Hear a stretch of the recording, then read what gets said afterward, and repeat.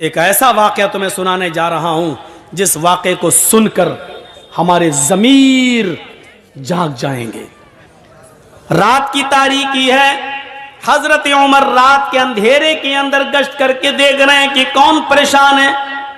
काफी दूर निकल जाते हैं तो एक और परेशान आदमी नजर आता है, घर के बाहर बैठा हुआ और रो रहा है।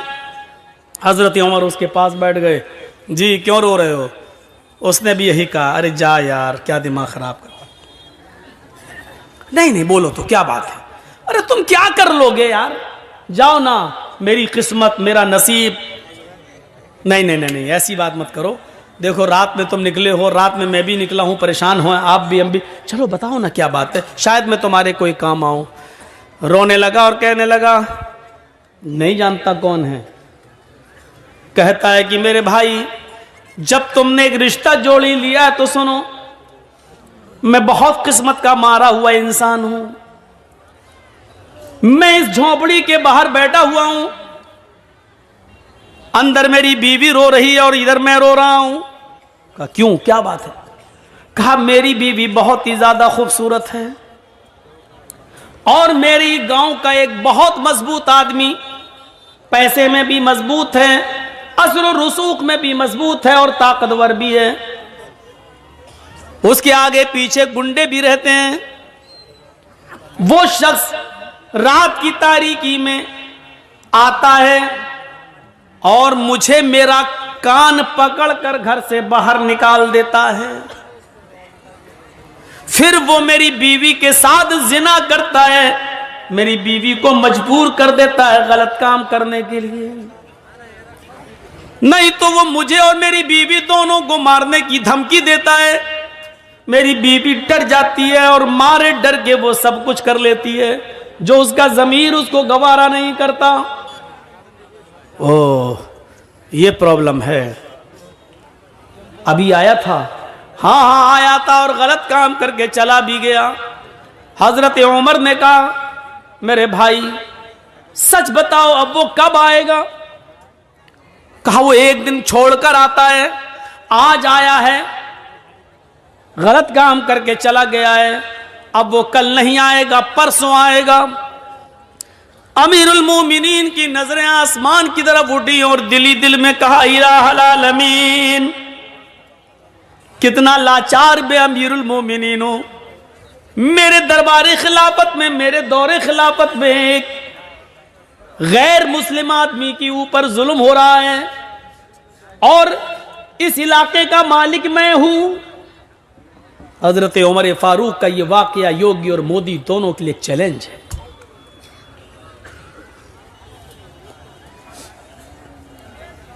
सोचें, मेरे दौरे खिलाफत में एक आदमी मजबूर है और वो भी इतनी बड़ी मजबूरी कि उसकी औरत की इज्जत लुटती है और बेचारा मजबूर और गरीब आदमी कुछ नहीं कर पाता। इस बात को दिल में सोचा, कहा कि सुनो, परसों जब वो आएगा तो 2-3 काम करना बस। कहा क्या?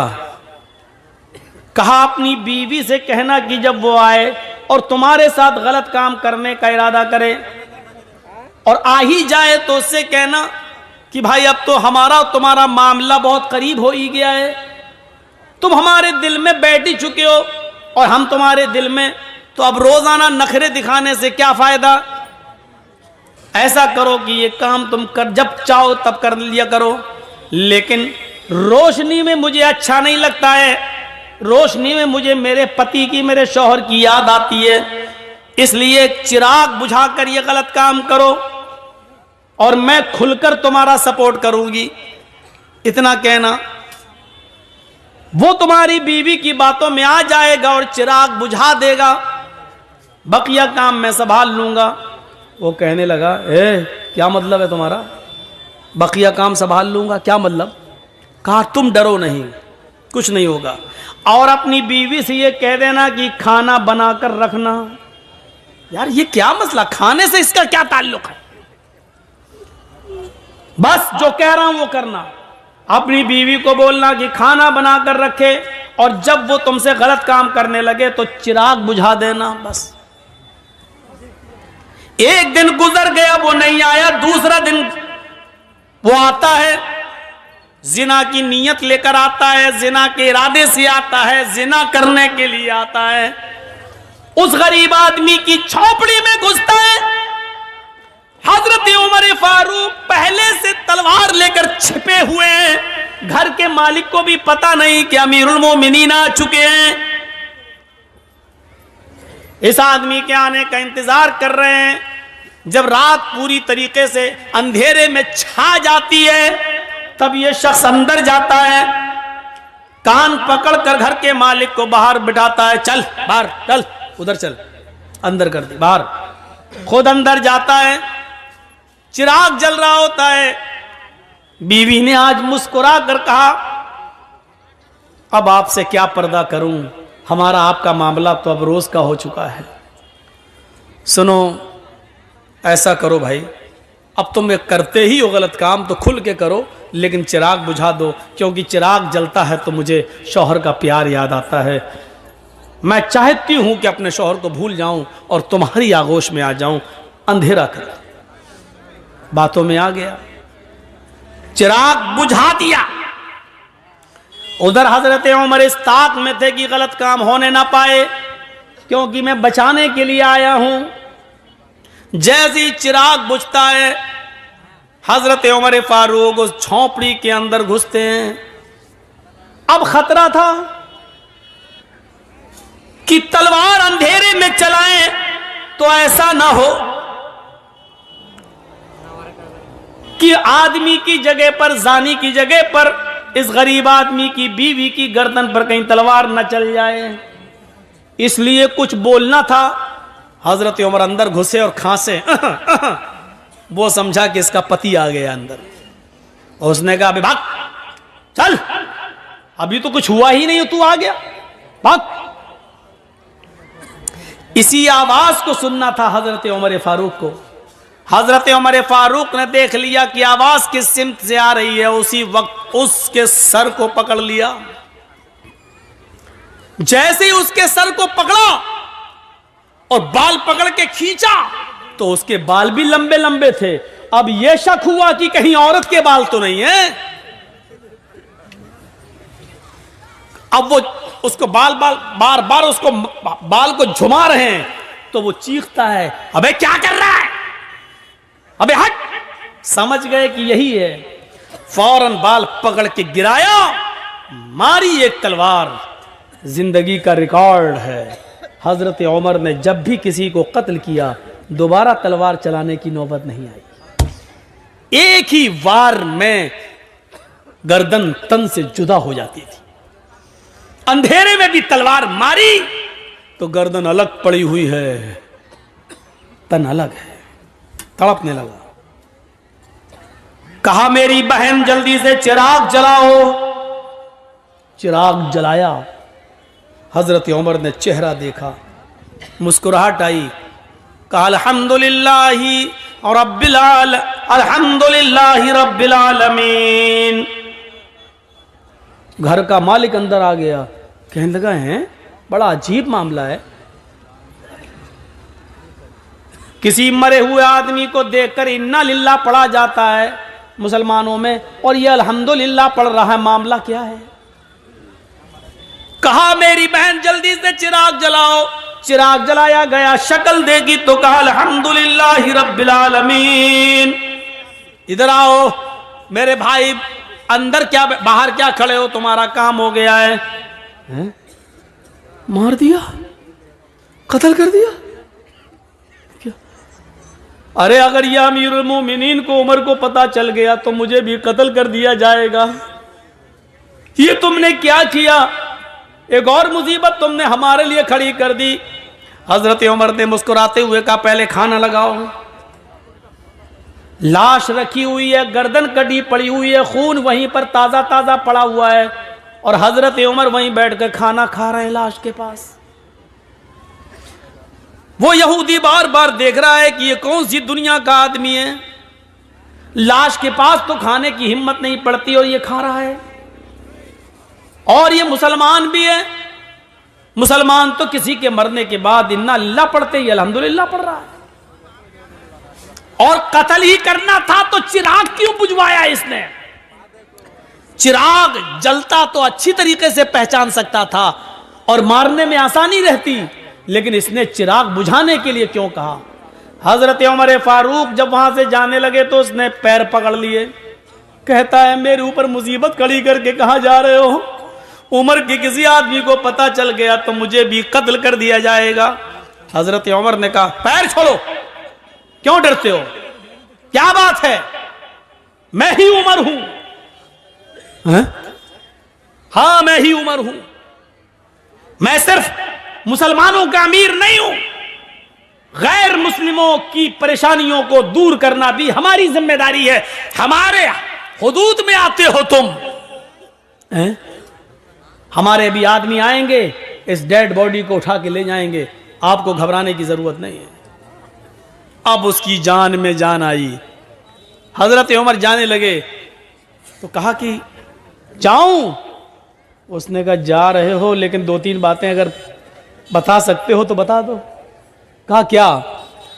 कहा अमीरुल मोमिनीन, चिराग की रोशनी अगर जल रही होती तो आपको इस आदमी को मारने में आसानी थी, लेकिन आपने ये क्यों कहा था?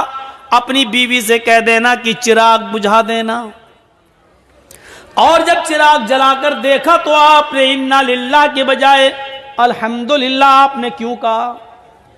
और आपने ये क्यों कहा था कि खाना बनाकर रखना? खाने से इसका क्या ताल्लुक था? ये 3 बातें मेरी समझ में नहीं आई। हजरत उमर ने कहा मेरे यहूदी भाई सुन, जब तूने मुझे परसों अपनी बीवी की दास्तान सुनाई, इंसानियत देखिए, मानवता देखिए। आज की ये तकरीर अगर योगी जी स्टेज पर बैठ के सुन लें तो उनके आंखों में भी आंसू आ जाएं। अगर उनके पास इंसानियत का दिल होगा तो, और अगर उनके अंदर इंसानियत ही ना हो, ठोक दो वाली पॉलिसी अपना रहे हों, तो उनकी अम्मा भी मर जाए तब भी आंसू नहीं आएंगे। उनके बच्चे है ही नहीं तो क्या रोएंगे? हम भी क्या क्या बोल जाते हैं। अब रात के 11:15 बज रहे हैं तो दिमाग तो मेरा भी खराब है ना। अब उसके अंदर क्या दर्द होगा बेचारे के अंदर? सोचिए जरा, ये अमीरुल मोमिनीन है और एक यहूदी की मदद करने पहुंच रहे हैं। यहां 750 किसान के मरने के बाद कानून वापस लिया जाता है, लेकिन 2 मिनट का मौन तक नहीं रखा गया। मोदी जी आज तक उन 700 किसानों को शहादत का दर्जा देने के लिए तैयार नहीं है। अगर शहादत का दर्जा देंगे तो यह मानना पड़ेगा कि आंदोलन सही था। सोचिए राजनीति इंसान को कहां से कहां पहुंचा देती है, कहां से कहां तक। किसान कानून वापस लिया जा रहा है, लेकिन उस बेटे के बाप को मंत्री पद से अभी भी बर्खास्त नहीं किया जा रहा है, जिसके बेटे ने किसानों के ऊपर गाड़ी चढ़ा दी। ये राजनीति क्या क्या गुल खिलाती है। कहा परसों जब मैं आया था और तूने मुझे अपनी दास्तान सुनाई थी, तो उस दिन मैंने सोचा, तूने कहा कि बड़ा असर और रसूख वाला आदमी है, जान पहचान वाला आदमी है, पैसे वाला आदमी है। तो मैंने सोचा कि आए उमर, ये गलत काम करने वाला कहीं तेरा बेटा तो नहीं है, कहीं तेरे खानदान का कोई आदमी तो नहीं है? इतनी हिम्मत किसकी है जो मेरे दौरे खिलाफत में यहां आकर यह काम कर रहा है? तो मेरे दिल में यह ख्याल आया कि इतना गंदा काम मेरे दौरे खिलाफत में कोई मेरे खानदान का, मेरे घर का कोई आदमी तो नहीं कर रहा है। इसलिए मैंने कहा था चिराग बुझा देना। आए मेरे यहूदी भाई, जब मैं घर के अंदर घुसा चिराग बुझाने के लिए, इसलिए कहा था अगर चिराग जल रहा होता और ये आदमी या जिना करने वाला कोई और होता, मेरा करीबी रिश्तेदार होता, मेरा बेटा होता, और तेरे घर में जब मैं घुसता और चिराग जल रहा होता और मेरी नजर उसके ऊपर पड़ती और उसकी मेरी ऊपर पड़ती, तो हो सकता अपना बेटा समझकर, अपना बेटा अपने बेटे को देखकर, अपने भतीजे को देखकर, अपने खानदान के किसी रिश्तेदार को देखकर हो सकता था कि मेरा गुस्सा ठंडा हो जाता और तलवार फिर मेरी उसकी गर्दन पर न चलती और फिर मैं तुझे मनाता कि कुछ ले दे के मामला रफा दफा कर लो। इसलिए मैंने चिराग बुझाने के लिए कह दिया था, ताकि न मैं शक्ल देखूंगा ना उसकी शक्ल मुझे दिखेगी, तो तलवार चलाने में आसानी होगी। फिर मैंने उसकी गर्दन पे तलवार चलाई और जब गर्दन मेरे हाथ में आ गई तन अलग, तो फिर मैंने तुम्हारी बीवी से कहा, बहन जल्दी से चिराग जलाओ, इसलिए कि मैंने ये देखने की हिर्स थी, लालच था कि देखें मरने वाला मेरा रिश्तेदार तो नहीं है। जब चिराग जला और उसके सर पर मेरी नजर पड़ी तो मैंने अल्लाह का शुक्र अदा किया, इसलिए कि अल्हम्दुलिल्लाह मरने वाला मेरा खानदान का नहीं, मेरा रिश्तेदार नहीं, मेरा बेटा नहीं, मेरा भतीजा नहीं, मरने वाला भी गैर मुस्लिम है, तू भी गैर मुस्लिम है, ये गलत काम करने वाला भी गैर मुस्लिम है। इस पर मैंने अल्हम्दुलिल्लाही रब्बिल आलमीन पढ़ा। तमाम तारीफें अल्लाह के लिए हैं जिसने जो दोनों जहान का पालनहार है, इसलिए मैंने अल्हम्दुलिल्लाह पढ़ा है कि मरने वाला मेरे खानदान का नहीं है। उसने कहा, अच्छा खाना बनाने के लिए क्यों कहा? कहा जब तूने परसों मुझे ये दास्तान सुनाई तो उसी दिन मैंने कसम खा ली, उमर तेरे दौरे खिलाफत में यह आदमी परेशान है और तू आराम से कैसे खाना खा सकता है, तू कैसे पानी पी सकता है, तू मौज मस्ती के साथ कैसे रह सकता है। आए उमर, उस वक्त तक तेरे ऊपर खाना हराम है जब तक कि उस आदमी के लिए खाने के लिए रास्ता हमवार न कर देगा, जब तक कि इस आदमी को मारकर और उस आदमी को नजात देकर जब तक मैं फारिग न हो जाऊं तब तक मैं खाना नहीं खाऊंगा। मैं परसों से भूखा हूं, कल दिन भर नहीं खाया, आज दिन भर नहीं खाया। जिंदा रहने के लिए मैंने 1-2 खजूरें खाई और पानी पिया। मेरे दिल में यह था कि जब तक तुझे इस मुसीबत से नजात न दिला दूं, तुम्हारे लिए खाने पीने का रास्ता हमवार न कर दूं। जब तुम चैन से नहीं खा पा रहे हो तो मैं चैन से कैसे खाऊं? जब तुम चैन से बैठ नहीं पा रहे हो तो मैं चैन से कैसे बैठूं? इसलिए मैंने खाना नहीं खाया था। अल्हम्दुलिल्लाह आज मैंने पेट भर के खाना खाया। एक आदमी की मुसीबत को अपनी मुसीबत समझना, उसके दर्द को अपना दर्द समझना, यह इस्लाम है। इन्नद्दीना इंदल्लाहिल इस्लाम, अल्लाह की दृष्टि में, अल्लाह की नजर में सबसे बेहतर दीन इस्लाम है। यह इंसानियत हमारे और आपके अंदर होनी चाहिए, वरना एक औरत कह देती थी रात के अंधेरे में, एक औरत रात के अंधेरे में हजरत उमर ने देखा कि हांडी जल रही है। उस औरत के पतीली का ढक्कन खोल के देखा तो उसमें सिर्फ पानी गर्म हो रहा है और 2-3 पत्थर पड़े हुए हैं। उस औरत से पूछा, ये क्या है पानी के अंदर पत्थर? कहा कि मैं नहीं जानती ये कौन है। कहती है क्या करूं, बच्चे भूखे हैं, इनको तसल्ली दे रही हूं, आग जलती रहेगी, हांडी पकती रहेगी, पत्थर उबलते रहेंगे और इन बच्चों को इंतजार में, हाँ मेरी माँ खाना बना रही है, नींद आ जाएगी और भूखे सो जाएगी। बच्चों को धोखा दे रही हो तो क्या करूं, मेरे पास जब कुछ है नहीं। तुमने अमीरुल मोमिनीन से क्यों नहीं कहा, उमर से क्यों नहीं कहा? उस औरत का जवाब देखो क्या है। कहती है मैं उमर के पास क्यों जाऊं कहने के लिए, क्यों जाऊं मैं? उमर अमीर है, लोगों का जिम्मेदार है, उमर की ड्यूटी है ये पता लगाना कि किसके घर में चूल्हा जल रहा है और किसके घर में चूल्हा नहीं जल रहा है। मेरे भाई तुम गवाह रहना, हजरत उमर से ही कह रही है, मेरे भाई तुम गवाह रहना, कल कयामत के दिन मैं उमर का गरीबान पकड़ूंगी। आज कोई योगी जी से कह दे देख लेंगे तुम्हें कयामत के दिन, या कुछ उल्टा सीधा एक जुमला बोल दे, जमानत नहीं होगी आपकी, राष्ट्रद्रोह का मुकदमा ठुक जाएगा। राष्ट्रद्रोह